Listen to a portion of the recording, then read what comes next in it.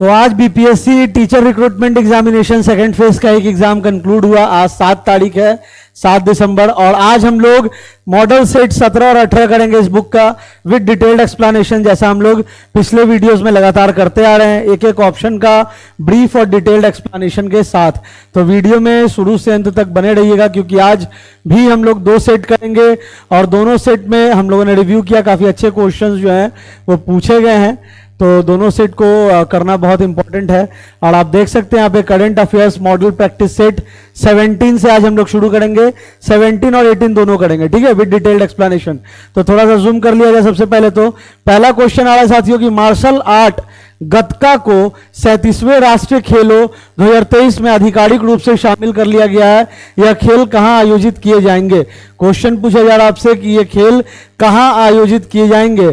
Question का सबसे पहले आप सारांश देख लो कि मार्शल आर्ट जो है गतका, जो जिसको 37वें राष्ट्रीय खेलों में 2023 में शामिल किया गया है, और यह खेल कहां आयोजित किया जाएगा, तो ये क्वेश्चन में आपसे पूछा जा रहा है।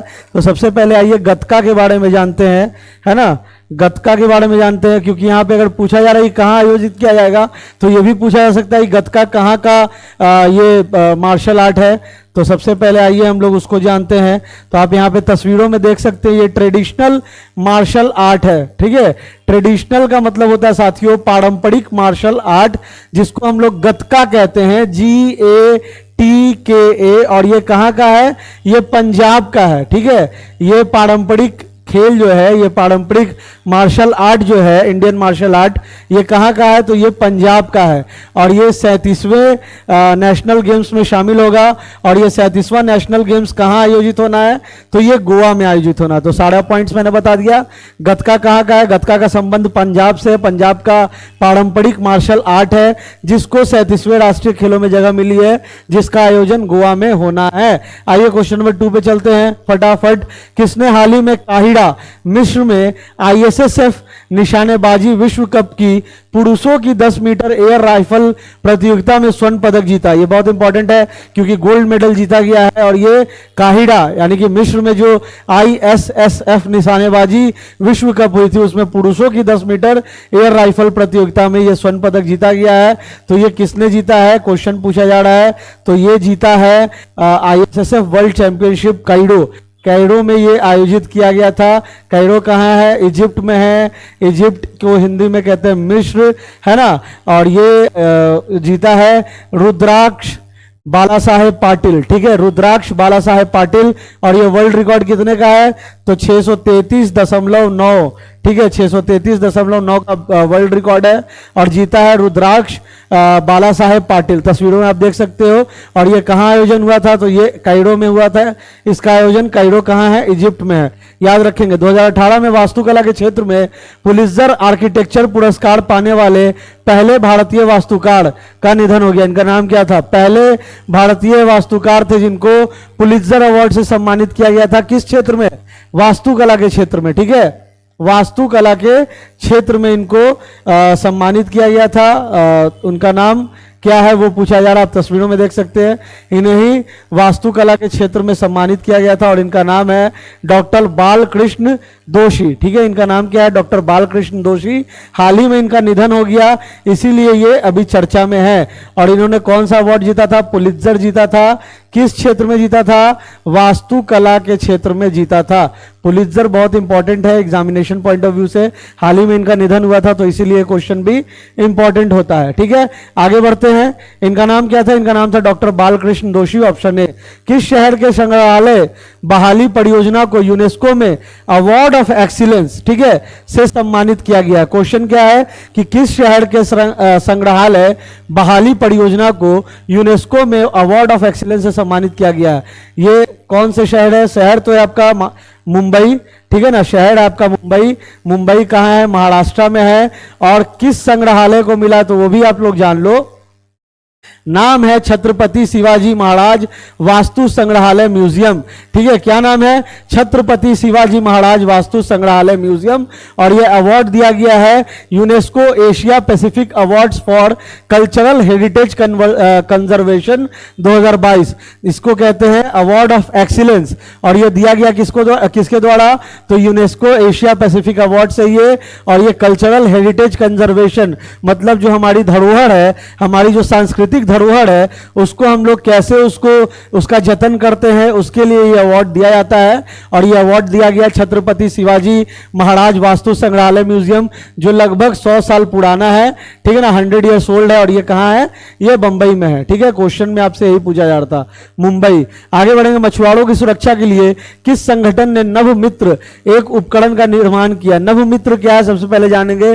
तो नभ मित्र एक उपकरण है जिससे मछुआरे जो समुद्र में जाते हैं उनकी सुरक्षा के लिए यंत्र बनाया गया, ये उपकरण बनाया गया है। इससे क्या होगा, जो मछुआरे जो समुद्र में होंगे और जो अधिकारी जमीन पे होंगे उनके बीच में दूर संचार यानी कि कम्युनिकेशन का काम करेगा ये नभ मित्र। ठीक है, याद रहेगा, नभ मित्र काम क्या करेगा?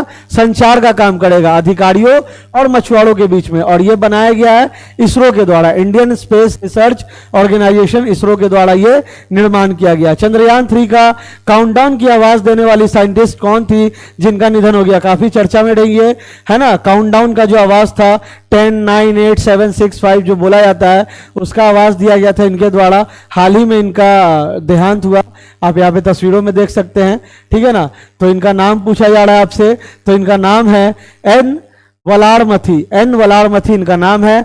और ये हाल ही में चर्चा में रही थी क्योंकि चंद्रयान 3 जो सक्सेसफुल ऑपरेशन था इसरो का, उसमें इन्होंने काउंटडाउन में लगभग जितने भी श्रीहरिकोटा से मिशन होते थे सब में ही, सिर्फ चंद्रयान 3 में नहीं बल्कि श्रीहरिकोटा से जितने भी स्पेस मिशन लॉन्च हुए उसमें ये काउंटडाउन का आवाज देती थी। ठीक है, नाम था इनका एन वलारमथी। भारत सरकार का राष्ट्रीय ग्रामीण आजीविका मिशन किसके द्वारा चलाया जाता है? राष्ट्रीय ग्रामीण आजीविका मिशन तो सबसे पहले जान लीजिए क्या है। राष्ट्रीय ग्रामीण आजीविका मिशन का मुख्य उद्देश्य साथियों, to provide source of livelihoods to members of self help group. इसका मुख्य जो उद्देश्य है वो रोजगार उत्पन्न करना है। ठीक है ना, वो क्या है? रोजगार उत्पन्न करना है और प्रोवाइड सोर्स ऑफ लाइवलीहुड, ताकि जो लोग हैं उनकी आजीविका स्मूथली चल सके, हैसल फ्री मैनर में चल सके, तो उसके लिए रोजगार उत्पन्न करना इसका मुख्य उद्देश्य है। और ये कौन सा मिनिस्ट्री? तो मिनिस्ट्री ऑफ रूरल डेवलपमेंट, ग्रामीण विकास मंत्रालय द्वारा यह चलाया जाता है। ग्रामीण विकास और पंचायती राज मंत्रालय, इसका करेक्ट आंसर होगा ऑप्शन सी। क्वेश्चन में था आपका राष्ट्रीय ग्रामीण आजीविका मिशन किसके द्वारा चलाया जाता है, तो इसका करेक्ट आंसर होगा ग्रामीण विकास और पंचायती राज मंत्रालय। संयुक्त राष्ट्र समर्थित विशेषज्ञों के पैनल के अनुसार पृथ्वी की ओजोन परत के किस वर्ष तक 1980 के स्तर तक पहुंचने की उम्मीद है? मतलब जब 1980 में जो ओजोन की जो हालत थी, मतलब जितना ओजोन 1980 में जैसा ओजोन का स्थिति था उस स्थिति में पहुंचने में कब तक पहुंचेगा, ये क्वेश्चन है। 1980 के स्तर तक पहुंचने की उम्मीद है, तो ये 2040 इसका करेक्ट आंसर होगा। ठीक है, 2040 में ये 1980 तक पहुंचने की उम्मीद है। जनवरी 2023 में किस राज्य सरकार ने 2025 तक पहला ग्रीन राज्य बनाने का लक्ष्य रखा है? पहला ग्रीन राज्य बहुत इंपॉर्टेंट है। पहला ग्रीन राज्य बनाने का मतलब हरित राज्य, पहला हरित राज्य बनाने का संकल्प लिया है।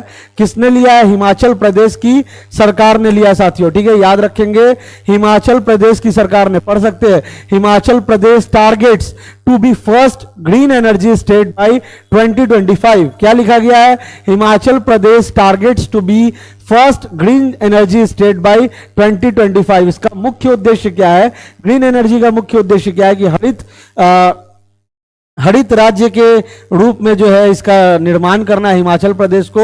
और इसमें क्या होगा कि सोलर, आप यहाँ पे देख सकते हो तस्वीरों में, सोलर पैनल्स आप देख सकते हो इंस्टॉल किए गए हैं ना, ताकि कार्बन इमिशन जो हो, जो कार्बन जो निकलता है जिसके कारण पॉल्यूशन होता है, उसको रिड्यूस किया जा सके। ठीक है, उसको क्या किया जा सके? रिड्यूस किया जा सके। कार्बन इमिशन को कार्बन न्यूट्रल करने के लिए एक उद्देश्य है। और देख सकते हो आप तस्वीरों में कि सोलर पैनल, विंड एनर्जी का इस्तेमाल किया जा रहा है। और यह किया जा रहा है हिमाचल प्रदेश की सरकार, मुख्यमंत्री सुखविंदर सिंह सुक्खू। ठीक है, याद रखेंगे, सुखविंदर सिंह सुक्खू मुख्यमंत्री का नाम है, जिनका ये आह्वान है कि 2025 तक हिमाचल प्रदेश को ग्रीन एनर्जी स्टेट बनाना है। सुखविंदर सिंह सुक्खू जो हिमाचल प्रदेश के चीफ मिनिस्टर है, मुख्यमंत्री है।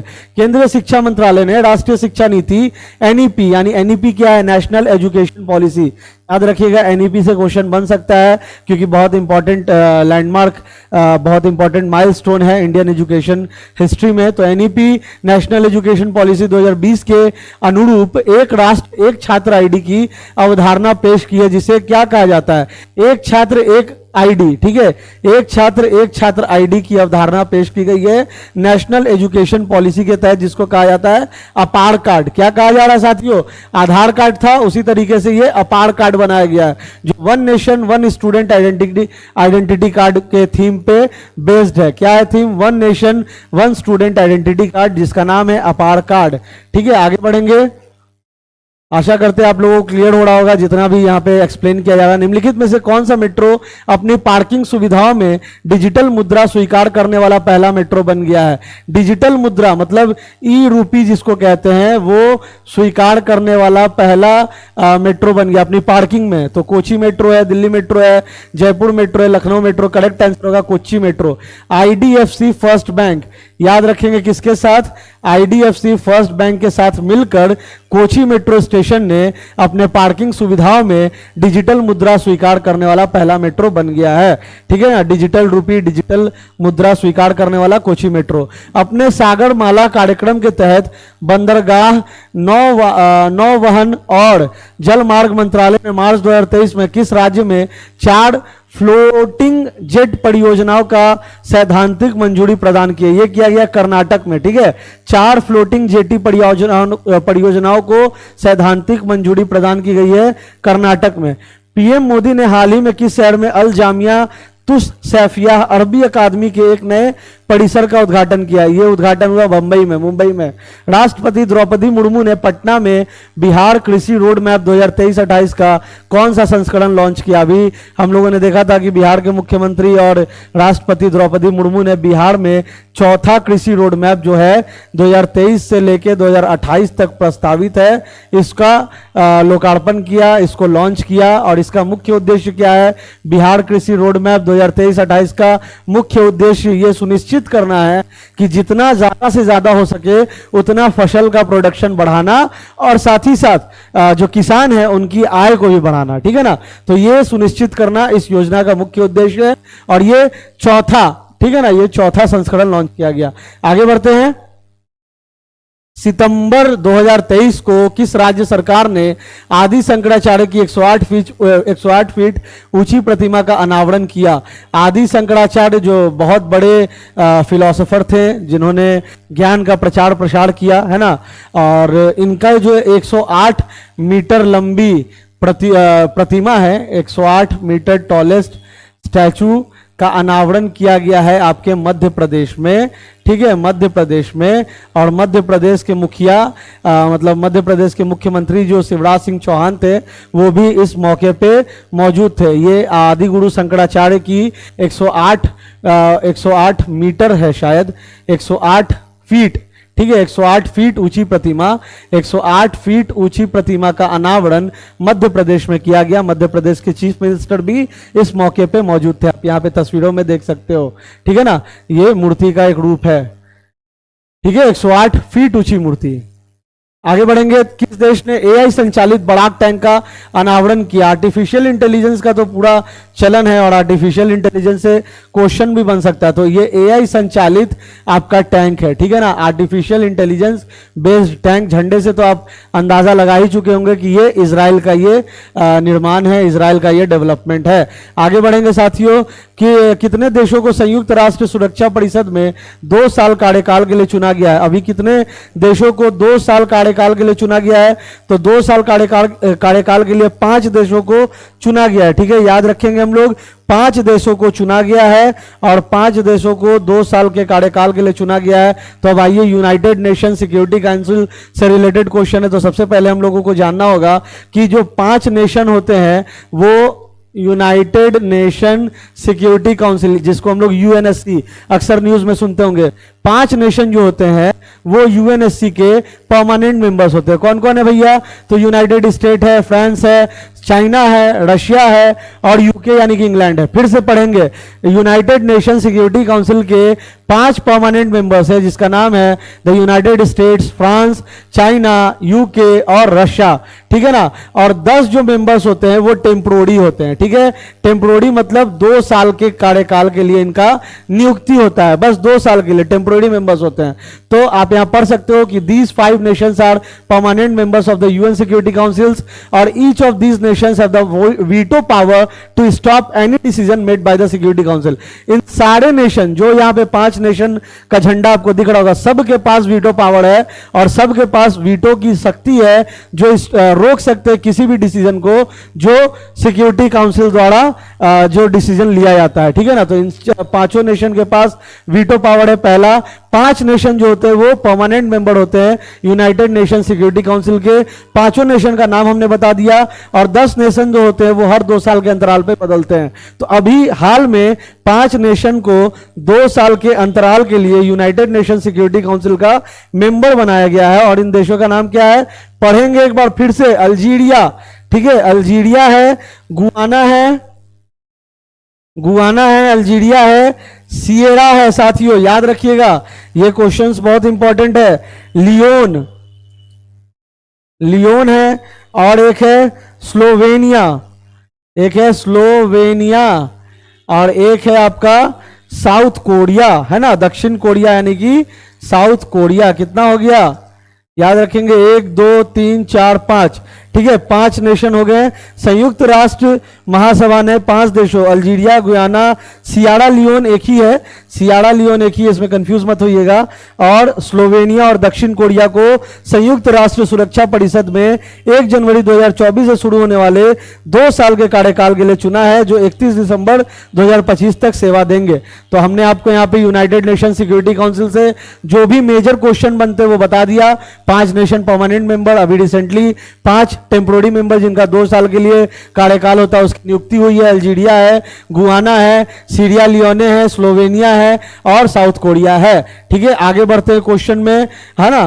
भारत और किस देश के मध्य फ्री ट्रेड एग्रीमेंट, भारत और किस देश के मध्य फ्री ट्रेड एग्रीमेंट यानी कि एफटीए 29 दिसंबर से लागू हो गया। फ्री ट्रेड एग्रीमेंट का मुख्य उद्देश्य क्या होता है ना साथियों, कि जो एक्सपोर्ट और इंपोर्ट होते हैं गवर्नमेंट के बीच, जो एक्सपोर्ट इंपोर्ट होते हैं 2 नेशंस के बीच, गवर्नमेंट नहीं 2 कंट्रीज के बीच, वो हैसल फ्री मैनर मतलब स्मूथली प्रोसेस हो, ठीक है ना। जैसे हम लोग सुनते हैं कि उसके इंपोर्ट पे बैन लगा दिया, उसके एक्सपोर्ट पे, तो ये फ्री ट्रेड एग्रीमेंट जब होता है तो बहुत ही आसानी से बिजनेस को अंजाम दिया जाता है, एक्सपोर्ट इंपोर्ट किया जा सकता है। तो अभी रिसेंटली इंडिया ने जो है ऑस्ट्रेलिया के साथ फ्री ट्रेड एग्रीमेंट का समझौता किया है, ठीक है। आप पढ़ सकते हो, Australia approves free trade agreement with India, तस्वीरों में आप देख सकते हो, है ना।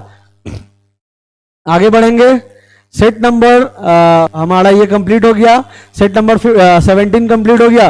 सेट नंबर 18 जितने भी दरोगा वाले, बिहार एसएससी वाले, बीपीएससी टीचर वाले या बीपीएससी वाले देख रहे होंगे, उनके लिए सारे क्वेश्चन है। बने रहिएगा वीडियो के साथ, बने रहिएगा हमारे चैनल के साथ और देखते रहिएगा हमारे ये करंट अफेयर्स का अपडेटेड सीरीज, जिसमें हम लोग डिटेल्ड मैनर में एक एक क्वेश्चन को रिव्यू कर रहे हैं, एक एक क्वेश्चन को हम लोग पढ़ रहे हैं। निम्नलिखित में से किसने 13वीं हॉकी इंडिया सब जूनियर पुरुष राष्ट्रीय चैंपियनशिप 2023 जीती? ये जीता उत्तर प्रदेश ने, ठीक है। जीता है किसने? उत्तर प्रदेश ने जीता है। और राउरकेला में शायद इसका आयोजन किया गया था, उड़ीसा के राउरकेला में, और जीता है किसने? उत्तर प्रदेश ने। एशियन गेम्स के इतिहास में जेवलिन थ्रो में स्वर्ण पदक जीतने वाली पहली भारतीय महिला एथलीट कौन बनी है? जेवलिन थ्रो में स्वर्ण पदक जीतने वाली पहली भारतीय महिला एथलीट, जब पहली आ जाए ना तो समझो भैया कि बहुत इंपॉर्टेंट क्वेश्चन है, ठीक है।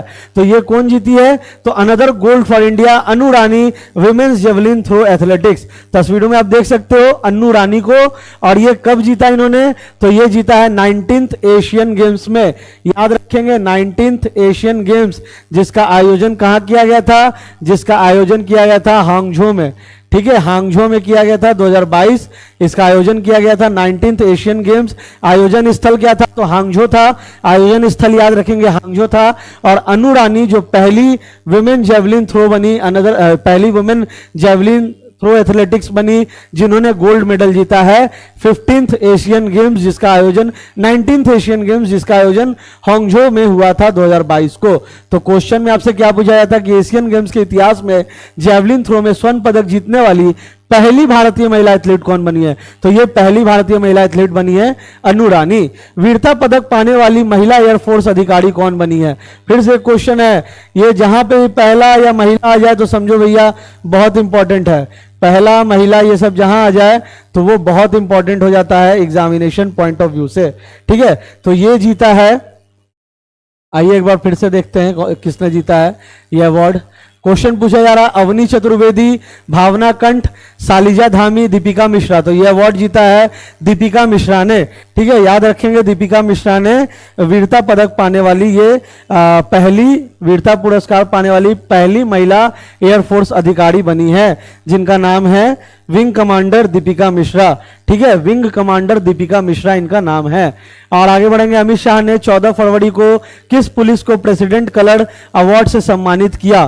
किस पुलिस को प्रेसिडेंट कलर अवार्ड से सम्मानित किया? यह किया गया हरियाणा पुलिस को प्रेसिडेंट कलर सम्मान से सम्मानित किया गया, हरियाणा पुलिस को। याद रखेंगे क्यों किया गया है, रीजन था उसके हरियाणा पुलिस के फ्लैग और इंसिग्निया, ठीक है। हरियाणा पुलिस का जब आप झंडा और उसके चिन्ह को देखोगे, इंसिग्निया को देखोगे, तो उसके लिए ये प्रेसिडेंट कलर अवार्ड से सम्मानित किया गया है होम मिनिस्टर अमित शाह के द्वारा। करगिल एक यात्री की जुबानी नामक पुस्तक का विमोचन किया गया। यह पुस्तक किसने लिखी है? ये लिखा है ऋषि राज ने। याद रखेंगे ऋषि राज ने यह पुस्तक लिखा है। हाल ही में एक नई आर्टिफिशियल इंटेलिजेंस कंपनी XAI किसने लॉन्च की है? XAI किसने लॉन्च की है? X.AI, ठीक है। X.AI लॉन्च किया गया है एलन मस्क के द्वारा, ठीक है, जो टेस्ला के संस्थापक हैं। एलन मस्क के द्वारा X.AI का ये किया गया है, लॉन्च किया गया। भारत का पहला एग्री चैटबॉट अम्मा कृसाई किस राज्य केंद्र शासित प्रदेश में लॉन्च किया गया? ये लॉन्च किया गया साथियों अम्मा कृसाई से मैंने बहुत बार आपको पहले ही बताया कि एक चैटबॉट है, ठीक है। अम्मा कृसाई क्या है? ये एक चैटबॉट है और ये लॉन्च किया गया उड़ीसा के राज्यपाल के द्वारा, ठीक है ना। तो इसका करेक्ट आंसर हो जाएगा उड़ीसा। किस राज्य सरकार ने इतवाड़ी स्टेशन का नाम बदलकर नेताजी सुभाष चंद्र बोस इतवाड़ी करने का फैसला किया है? ये दरअसल सेंटर ने इसके लिए अपना राय प्रकट किया था इस राज्य के साथ कि जो इतवाड़ी रेलवे स्टेशन है उसको सुभाष चंद्र बोस इतवाड़ी स्टेशन नाम किया जाना चाहिए। तो ये हुआ है महाराष्ट्र में, ठीक है। महाराष्ट्र इसका करेक्ट आंसर होगा। मुख्यमंत्री है एकनाथ शिंदे, ठीक है ना, मुख्यमंत्री है एकनाथ शिंदे। तो ये फैसला लिया गया, इतवाड़ी रेलवे स्टेशन का नाम बदलकर सुभाष चंद्र बोस इतवाड़ी करने का फैसला लिया गया है। सरकार ने 14 मार्च को सीमा परियोजनाओं को तेजी से ट्रैक करने के लिए समिति का गठन किया। कौन सी सीमा परियोजना को? 14 मार्च को। ये भारत और चीन सीमा परियोजना, ठीक है। इसका मुख्य उद्देश्य है कि जो सीमा के आसपास जो भी काम चल रहे हैं उसको पूरा प्रॉपर रिव्यू करना, ठीक है। 26 जनवरी 2024 को गणतंत्र दिवस समारोह के लिए मुख्य अतिथि बनने के लिए पीएम मोदी ने किसे आमंत्रित किया? अभी आमंत्रण दिया गया है, अभी हालांकि इसकी पूरी पुष्टि हुई नहीं है कि वो होंगे कि नहीं होंगे इसके मुख्य अतिथि, लेकिन ये लगभग तय है कि इस बार 26 जनवरी 2024 को अमेरिका के राष्ट्रपति जो बाइडेन जो होंगे वो गणतंत्र दिवस समारोह के लिए मुख्य अतिथि बनेंगे, ठीक है ना। आगे बढ़ेंगे। पूर्वोत्तर के मिथुन को भारतीय खाद्य सुरक्षा और मानक प्राधिकरण FSSAI से खाद्य पशु टैग मिला। किस राज्य ने मिथुन को राजकीय पशु के रूप में मान्यता दी है? मिथुन से मतलब मिथुन चक्रवर्ती नहीं समझ लेना अपने को, ठीक है। पूर्वोत्तर के मिथुन एक तरीके का सांड के ही कैटेगरी में शायद आता है। तो मिथुन को भारतीय खाद्य सुरक्षा और मानक प्राधिकरण FSSAI जो फूड सिक्योरिटी है ने खाद्य पशु टैग मिला। मतलब ये इसका जो मीट है, इसका जो मांस है वो खाने योग्य है, ये माना गया है। तो किस राज्य ने मिथुन को राजकीय पशु के रूप में मान्यता दी है? तो मिथुन को मिल गया है FSSAI के द्वारा टैग, और याद रखेंगे। और ये किस राज्य का राजकीय पशु है, क्वेश्चन पूछा जा रहा है। तो इसका करेक्ट आंसर होगा अरुणाचल प्रदेश और नागालैंड। अरुणाचल प्रदेश और नागालैंड। महिला आरक्षण विधेयक के बारे में निम्नलिखित में से कौन सा कथन सही है? महिला आरक्षण विधेयक को नारी शक्ति वंदन अधिनियम के नाम से जाना जाता है। बहुत सही है, नारी शक्ति वंदन अधिनियम। अब देखिए, हम लोगों ने शॉर्ट्स के माध्यम से ही, जब ये बिल लागू हुआ था तो शॉर्ट्स के माध्यम से ही हम लोगों ने पूरा इसको एलाबोरेट किया था। तो आप लोग हमारे शॉर्ट्स को भी देखिए, जो लोग चैनल को देख रहे हैं, जो चैनल पर नए होंगे तो सब्सक्राइब कर लीजिए, क्योंकि हम लोग रेगुलरली जितने भी लेटेस्ट अपडेट्स आते हैं उस पर हम लोग यूट्यूब शॉर्ट्स भी बनाते हैं अपने चैनल पे, तो आप जाके उसको भी चेकआउट कर सकते हो। तो महिला आरक्षण विधेयक को नारी शक्ति वंदन अधिनियम कहा जाता है, सही बात है। इसमें लोकसभा, राज्यसभा, राज्य विधानसभाओं और दिल्ली विधानसभा में महिलाओं के लिए कुल सीटों में से 1/3 सीटें आरक्षित करने का प्रावधान है। यह भी सही है, ठीक है। 1/3 सीटें जो है आरक्षित करने का प्रावधान है। 1/3 जो सीट्स होंगे वो रिजर्व्ड होंगे किसके लिए? महिलाओं के लिए। लोकसभा, राज्यसभा, राज्य की जितनी भी विधानसभा है, बिहार हो, झारखंड हो या जो भी विधानसभा हो उसमें, और दिल्ली विधानसभा में महिलाओं के लिए कुल सीटों में से 1/3 सीटें आरक्षित करने का प्रावधान है। तो दोनों स्टेटमेंट सही है, तो इसका करेक्ट आंसर हो जाएगा 1 और 2 दोनों। और बिहार में तो हम लोग जानते भी हैं कि बिहार में 35% आरक्षण का प्रावधान ऑलरेडी हमारे मुख्यमंत्री नीतीश कुमार जी द्वारा दिया गया है, जो हम लोग सुनते भी आते हैं कि जो भी एग्जामिनेशन हो उसमें भी 35% वुमेन रिजर्वेशन बिहार गवर्नमेंट देती है। तो ये भी बहुत इंपॉर्टेंट है एग्जामिनेशन पॉइंट ऑफ व्यू से। प्रसिद्ध स्थल शांति निकेतन को यूनेस्को की विश्व विरासत सूची में जोड़ा गया। यह स्थल किस राज्य में है? यह स्थल किस राज्य में, आपसे पूछा जा रहा है। तो यूनेस्को की विश्व विरासत सूची में जोड़ा गया है। तो सबसे पहले तो जान लेंगे, यूनेस्को वर्ल्ड हेरिटेज लिस्ट में इसको जोड़ा गया है। और यह शांति निकेतन हम लोग जानते भी, हम लोग अक्सर सुने भी होंगे। शांति निकेतन पश्चिम बंगाल में है। और शांति निकेतन के संस्थापक कौन थे? संस्थापक अगर पूछ दिया जाए शांति निकेतन का तो वो होंगे रविंद्रनाथ टैगोर, है ना, रविंद्रनाथ टैगोर जी, ठीक है। Rabindranath Tagore who was the founder of Shanti Niketan, and Shanti Niketan is identified as the UNESCO World Heritage List। उस सूची में इसको जोड़ा गया। सर्वोच्च न्यायालय के निर्णयों को किस परियोजना के तहत अनुसूचित भाषाओं में उपलब्ध कराया जाएगा? यह है ESCR परियोजना। ESCR परियोजना याद रखिएगा, ESCR परियोजना यानी कि electronic supreme court, electronic supreme court ये योजना है। तो ESCR योजना इसका करेक्ट आंसर हो जाएगा। आगे बढ़ेंगे। हाल ही में किस देश के लोगों ने मूल निवासियों को संवैधानिक मान्यता देने से जनमत संग्रह को अस्वीकार कर दिया? हाल ही में किस देश के लोगों ने मूल निवासियों को संवैधानिक मान्यता देने के जनमत संग्रह से अस्वीकार कर दिया? यह ऑस्ट्रेलिया इसका करेक्ट आंसर होगा। आगे बढ़ेंगे। कौन सा देश जनवरी 2023 में voice of global south summit नामक एक विशेष आभासी शिखर सम्मेलन की मेजबानी करेगा? ये करेगा भारत, ठीक है। भारत इस शिखर सम्मेलन की मेजबानी करेगा। क्वेश्चन नंबर 16 इसका आंसर हो जाएगा भारत, याद रखेंगे। आगे बढ़ेंगे। कौन सा देश मार्च 2023 में multi party interim appeal arbitration arrangement MPIA में शामिल हुआ? MPIA में कौन शामिल हुआ? MPIA में कौन शामिल हुआ? तो यह है जापान। वर्ष 2023 के अंत में कौन सा देश G20 के अध्यक्ष के रूप में संयुक्त राष्ट्र मुख्यालय में स्थायी मिशन गोलमेज की मेजबानी करेगा?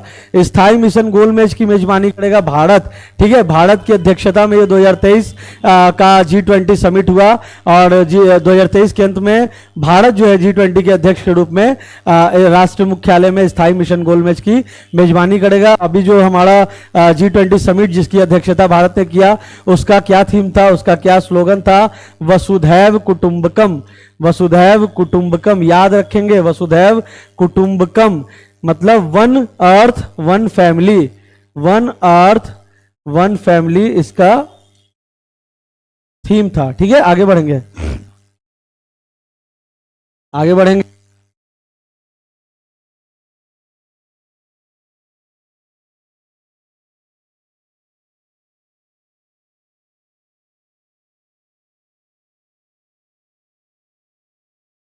आगे बढ़ते हैं, आगे बढ़ेंगे। 13 फरवरी 2023 से शुरू होने वाले वर्ल्ड गवर्नमेंट समिट 2023 किस शहर में आयोजित किए जाएंगे? ये जो वर्ल्ड गवर्नमेंट समिट है याद रखिएगा, ये दुबई में शुरू होने वाला है, दुबई में आयोजित किया जाएगा, ठीक है ना। तो ये दुबई में कंक्लूड हो गया।